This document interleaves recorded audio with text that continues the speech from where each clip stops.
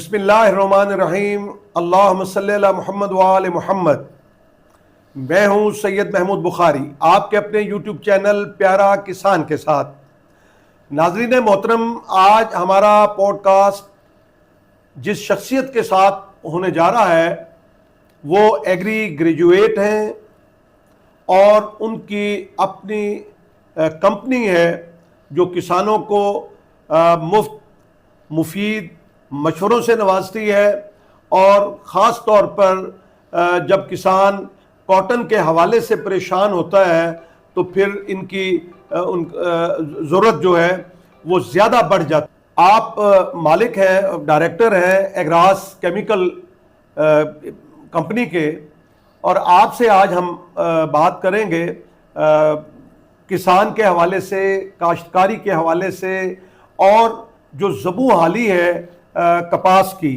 तो मैं आपकी मुलाकात कराने जा रहा हूं नैयर इदरीस साहब से। अस्सलाम वालेकुम जनाब। वालेकुम सलाम।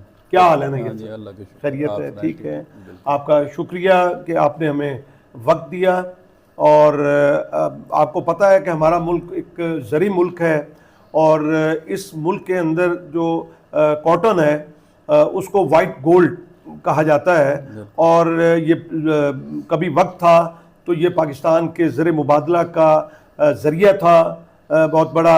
और आप ये देख नाज़रीन कराम, आपको ये मैं बताऊं कि पाकिस्तान की कपास जो है वो दुनिया की बेहतरीन जो है वो कॉटन शुमार होती थी। और आज उसकी ज़बू हाली क्यों हुई, इस पे हम बात करेंगे। और उसका रिवाइवल कैसे किया जा सकता है, उसको बेहतर कैसे किया जा सकता है। कि एक वक्त था कि हम 1.5 करोड़ बेल के ऊपर पहुंचे।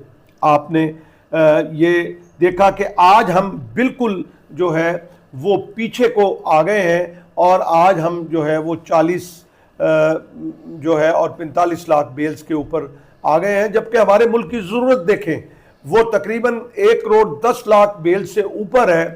अगर मैं जिक्र करूं अपने नेबर कंट्री का, अपने दुश्मन कंट्री का, तो उसने ज़राअत के अंदर जो है वो एक इनकलाबी तरक्की की है।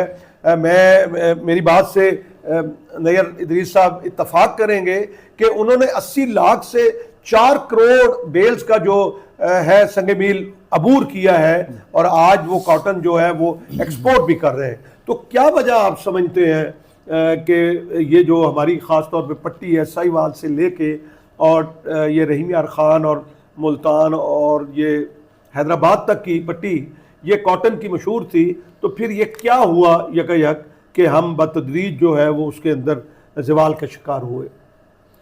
बिस्मिल्लाहिर्रहमानिर्रहीम। महमूद साहब, आपका शुक्रिया, आप मेरे पास तशरीफ़ लाए और मुझे मौका दिया कि मैं ज़राअत के हवाले से या ज़मींदारों की रहनुमाई जिस हद तक मेरे पास नॉलेज है कर सकूं। तो बाकी चूँकि ये आपने कह दिया है और ये इसमें कोई दूसरी राय नहीं है कि पाकिस्तान एक एग्रीकल्चर कंट्री है और इसका सारा का सारा दारोमदार ज़राअत के ऊपर ही है। तो उसमें हम कहते थे कि जी रीढ़ की हड्डी ज़राअत है और हमारे ज़र मुबादला की रीढ़ की हड्डी समझी जाती थी कॉटन।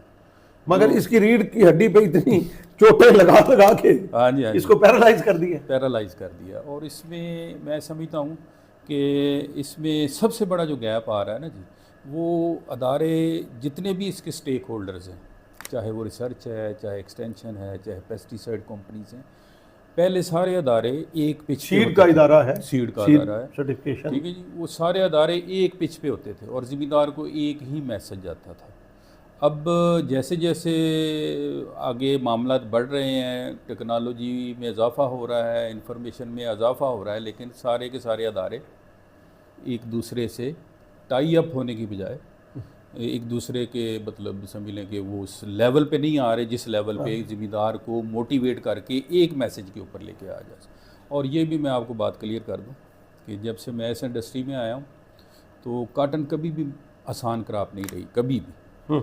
और ये एक बॉर्डर क्रॉप है, इसको जब तक आप फुली इसके बॉर्डर के ऊपर पैरा नहीं देंगे उतनी देर तक इसको कामयाब करना मुमकिन नहीं है।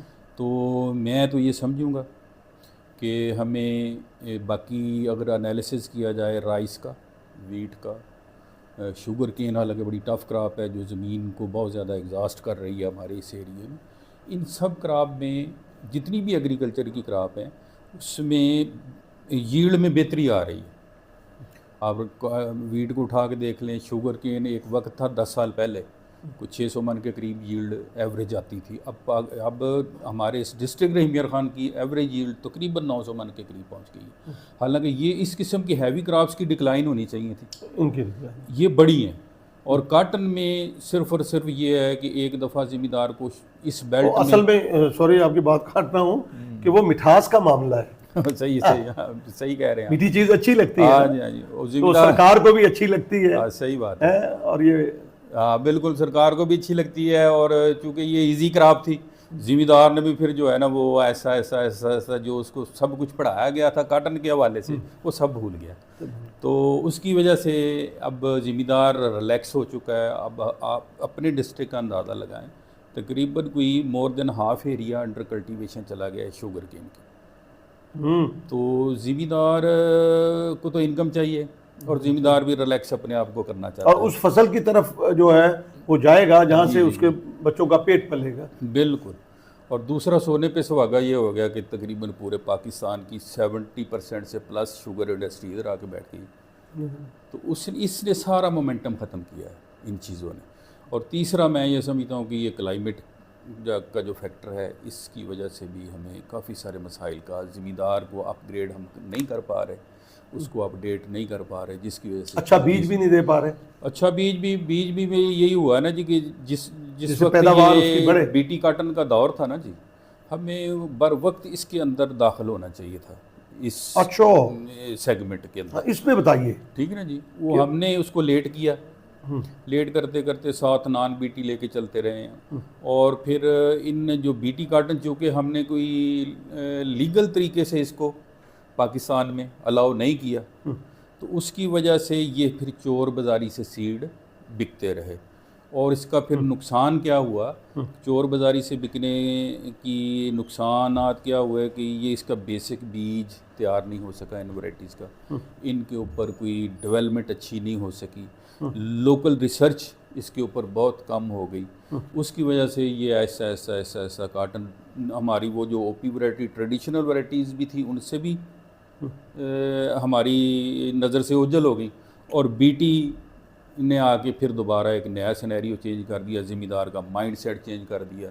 उसकी वजह से उसको इसकी निगहदाश्त करने में बहुत सारे मसाइल हैं। और अभी भी सीड में ये हो रहा है कि अभी तक कितने साल हो गए हैं बीटी को आए हुए, अभी तक कोई भी वैरायटी बिल्कुल pure according to the standard field में अब मौजूद नहीं। ये तो बहुत बड़ा अलमिया है। उसकी वजह क्या है? क्या उससे कुछ जो है वो माफियाज फ़ायदा उठाते हैं या वो ये बीटी का नाम लेके तो किसानों को जो है वो लूट मार करते हैं? ये है ना जी, इसमें लूट मार अब कह सकते हैं। ये भी मतलब सीड इतना पर एकड़ अब कास्ट करता है जो एक क्रेज़ पैदा कर दिया है ना नई वैरायटी का ज़मींदार को आगे से आगे। मैं अब इसमें आपको एक बहुत एक आगे की नायाब 78 होती थी। हाँ जी, अजीब सी मैं आपको बात बताने लगा हूँ और आप सुन के हैरान रह जाएंगे और आप इस चीज़ से एग्री करेंगे कि मुझे 30 साल 25 साल पहले वाली वैरायटियों के तो नाम याद हैं अभी तक, जो ओरिजिनल वैरायटीज़ थी जिनके ऊपर काम था, रिसर्च हुई थी। मैंने नायाब 78 का नाम लिया, बिल्कुल 109 BS 36 ले जी। मुझे अब 2 साल पहले वाली वैरायटियों के नाम याद नहीं है, इतनी वैरायटियों का सैलाब आया हुआ है। मुझे नहीं पता 2 साल पहले कौन सी वैरायटी थी और 2 साल और इस तरह का मोमेंटम बनने से क्या अच्छा ये रैपिडली चेंज क्यों आ रही है? सेग्रीगेट कर जाती है वैरायटी, प्योर नहीं ना, लाइन है वो लैब में कुछ परफॉर्म कर रही है, जब फील्ड में आती हैं तो वो इतने बुरे तरीके से सेग्रीगेट करती हैं कि ज़मींदार को समझ नहीं आता, फ्लॉप हो जाती है। अभी भी कोई नया कोई भी वैरायटी आ रही है। अच्छा उनकी जर्मिनेशन भी सही नहीं होती? जर्मिनेशन भी इसी तरह 60% के लगभग में। हाँ, जब मैक्सिमम स्टैंडर्ड देखें 60%। और ये जबकि बाहर की दुनिया में नईर इदरीस साहब मैंने देखा है कि वहाँ पे तो वो जो सीड सर्टिफिकेशन वाले होते हैं या सीड कंपनी वो रिटर्न लिख के देती हैं कि 80% से कम जो है वो नहीं होगी। ये देखें ना, वो लिख के देते हैं ना, जो एक स्टैंडर्ड है उसको वो चला रहे हैं, काटन को काटन की तरह ही लेके चल रहे हैं ना। तो इधर हमारे बस उस क्रेज़ की वजह से ज़िम्मेदार भी कंफ्यूज हो गया, और उसमें फिर बहुत सारे माफियाज इन्वॉल्व हो गए। उस जो क्रेज़ डाला हुआ है कि यार ये वैरायटी 2 साल, उसको समझ आती है 2 साल में कि ये वैरायटी के क्या परफॉर्मेंस है, ये क्या यील्ड दे सकती है, इसकी एग्रोनॉमी क्या है। उसके बाद वो अभी उस लेवल पे पहुंचता है तो फिर नया कोई ना कोई 2-3 वैरायटियाँ लॉन्च हो जाती हैं। और सबसे बड़ी नाकामी की वजह मैं ये समझता हूँ कि ये वाला सेगमेंट है। ये सेगमेंट है। तो मैं इस हवाले से आपसे नईर इदरीस साहब, अगर ये मैं सवाल करूं कि सीड के हवाले से गवर्नमेंट और प्राइवेट सेक्टर जो है या सीड कंपनीज हैं, आप उनका अगर किरदार बताएं कि क्या होना चाहिए था। ये जितनी आपने पीछे बातें बताई हैं, तो इसको किसको जो है वो हम मौरद इल्ज़ाम ठहरा सकते हैं कि वो इसको बेहतर कर सकता था और नहीं किया। उसमें ना जी, मैं पहले भी अर्ज़ की है कि हमें बर वक्त अगर इस सेगमेंट में आना था, जैसे अभी ट्रिपल जी चल रहे हैं, तो हमें बर वक्त इसके अंदर दाखिल होना चाहिए था।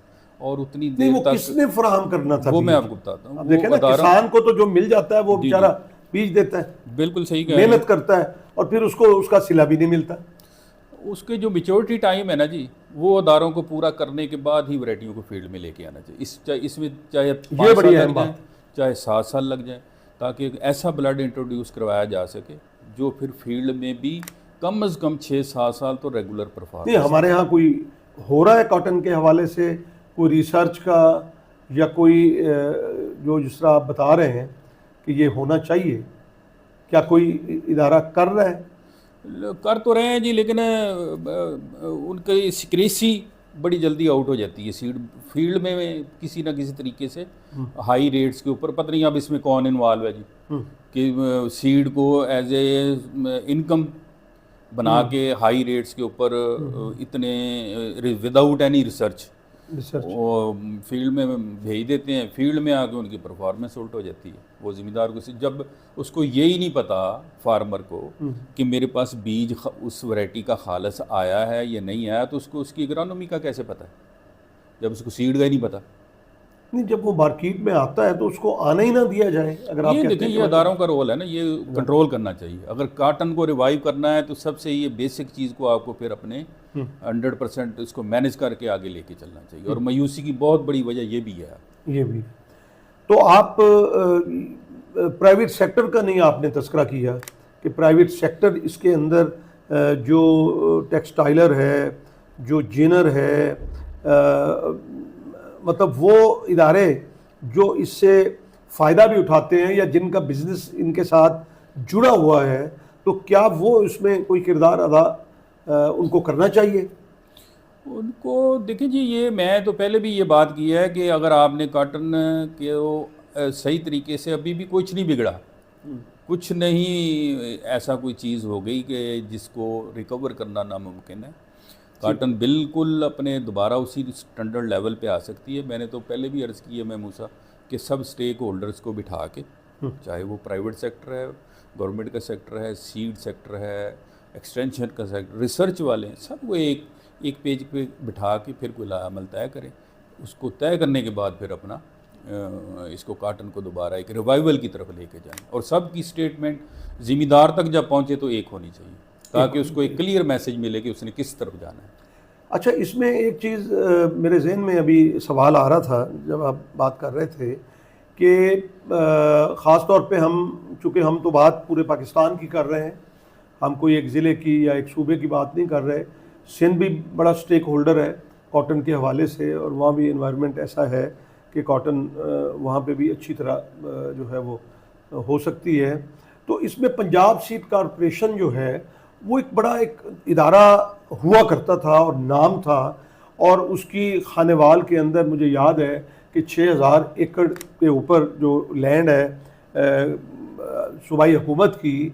तो अब वो किरदार हमें नज़र नहीं आ रहा सीड्स के हवाले से।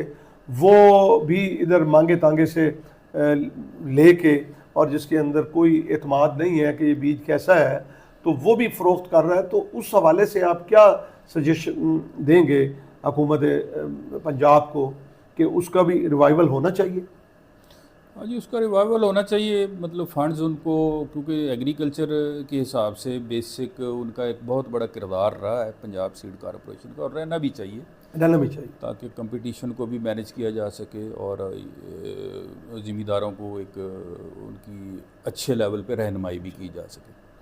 तो बाकी पंजाब सीड का चूँकि जब से ये गवर्नमेंट के पास फंड्स के इशू आए हैं तो उसी तरह से उनकी एक्टिविटी भी अब कम होती जा रही है, और मैं ये समझता हूँ कि इस अदारे को दोबारा से फंड्स को बेहतर बना के और इनको पूरे तरीके से इन्वॉल्व करके, क्योंकि इसके पास काफ़ी सारे एसेट्स मौजूद हैं इन एग्रीकल्चर लैंड की शक्ल में, जैसे आपने खाने का जिक्र किया, मैंने इसीलिए तो वहाँ पे अगर ये करके सुपरवाइज़ करके और बेसिक सीड की प्रोडक्शन करके फार्मर को कॉटन का सीड प्रॉपर एग्रोनॉमी के साथ गाइड करके देंगे तो इंशाल्लाह ताला कॉटन कोई बड़ी बात नहीं कि कॉटन दोबारा उसी तरह ही फेवरेट क्रॉप बन जाए, फेवरेट क्रॉप बन जाएगी। तो नाज़रीन मोहतरम, गुजारिश ये है कि हमारी ये जो कॉटन है उसके हवाले से नहीर इदरीस साहब से बात हो रही थी, जिनका अपना ज़ाती तजर्बा भी है और उनकी काश्तकारी भी है, और ये देखें कि ये इतनी अहम क्रॉप है कि इससे बहुत से शोबाजात जो है वो चलते हैं और लोगों को रोज़गार फराहम होता है। लोग जो है वो अपने और अपने बच्चों का पेट पालते हैं। मैं छोटा सा ये जिक्र करूँगा कि जिस तरह कॉटन है वो जिनिंग चलती है, स्पिनिंग चलती है, वेविंग चलती है, आपकी टेक्सटाइल मिल चलती है, फिर टेक्सटाइल के साथ आप देखें कि जो ट्रेलिंग का शोबा है, जो लिबास बनाते हैं, फिर प्रिंटिंग का शोबा है, कलरिंग का शोबा है, जो कपड़ों के ऊपर प्रिंट और कलरिंग करते हैं। तो इस तरह से उससे बहुत से रोज़गार जो है मिलते हैं। फिर ऑयल मिल उससे चलती हैं जो है। तो कॉटन एक ऐसी क्रॉप है जिससे हम रोज़गार जो है वो मतलब मिल सकता है लोगों को।